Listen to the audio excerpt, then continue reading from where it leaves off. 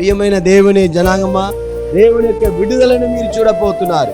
యోసేపును చూసి సిరియా నుండి, సముద్రం నుండి మనకు విరోధముగా ఎవరు వస్తున్నారు?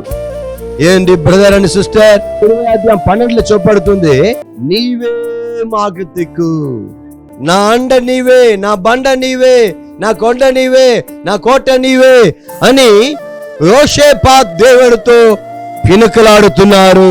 యోసేపాతు ఒక నాయకుడు, భయపడిపోయారు, కలవరపడిపోయారు.